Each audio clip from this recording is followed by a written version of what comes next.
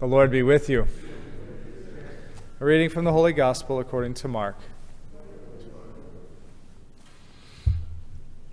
King Herod heard about Jesus, for his fame had become widespread. And people were saying, "John the Baptist has been raised from the dead. That is why mighty powers are at work in him." Others were saying, "He is Elijah." Still others, "He is a prophet like any of the prophets."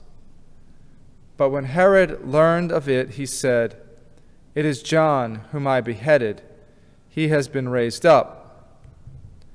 Herod was the one who had John arrested and bound in prison on account of Herodias, the wife of his brother Philip, whom he had married. John had said to Herod, "It is not lawful for you to have your brother's wife." Herodias harbored a grudge against him and wanted to kill him, but was unable to do so. Herod feared John, knowing him to be a righteous and holy man, and kept him in custody. When he heard him speak, he was very much perplexed, yet he liked to listen to him. Herodias had an opportunity one day when Herod, on his birthday, gave a banquet for his courtiers and military officers and the leading men of Galilee. His own daughter came in and performed a dance that delighted Herod and his guests. The king said to the girl, "Ask of me whatever you wish, and I will grant it to you." He even swore many things to her. "I will grant you whatever you ask of me, even to half of my kingdom." She went out and said to her mother, "What shall I ask for?" Her mother replied, "The head of John the Baptist."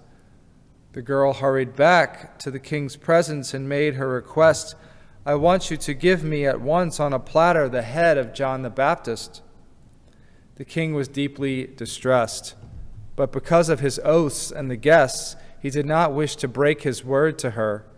So he promptly dispatched an executioner with orders to bring back his head. He went off and beheaded him in the prison. He brought the head on a platter and gave it to the girl. The girl in turn gave it to her mother.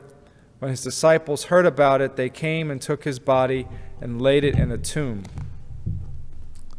The Gospel of the Lord.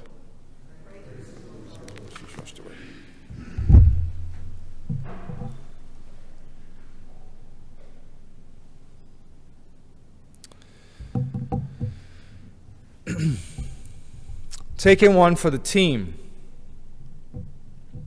Many of us have heard that expression, and as a soccer player and as a soccer coach,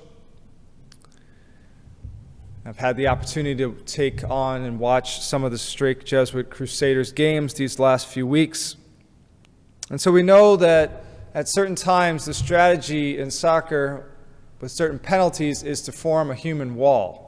So the players line up next to each other, and as a former defender, I often found myself in this wall.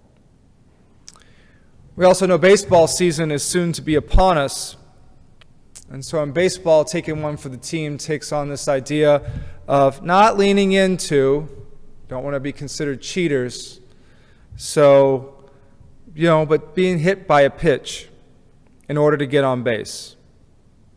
And so the idea is that you take the hit for the benefit of the team. And in our gospel, we hear that John the Baptist takes the ultimate one for the team, for he gives his life for defending his faith and calling out those who are doing wrong. And we can wonder how he could have done this. Well, in our first reading, Paul reminds us that God says, "I will never forsake you or abandon you." I will never forsake you or abandon you. Therefore, we may say with confidence, "The Lord is my helper, and I will not be afraid. What can anyone do to me?" And so this is important to remember, that we are not alone. And we hear that John was not alone. As his disciples, they come and they give him a proper burial. And so when we think about taking one for the team, let us remember that besides God, there are other people that are willing to stand with us and take one for the team as well. And with all this taking place now is not the time for us to sit on the sidelines. We need to get out there and know that likely at some point we'll more than likely have to take one for the team in our own way. But we do not have to fear, for Jesus takes the ultimate one for the team. So that no matter what happens, we will have the victory.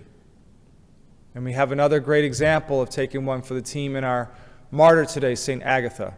And so again, let's ask for her intercession that we, like her, can take one for the team and help Jesus win the victory.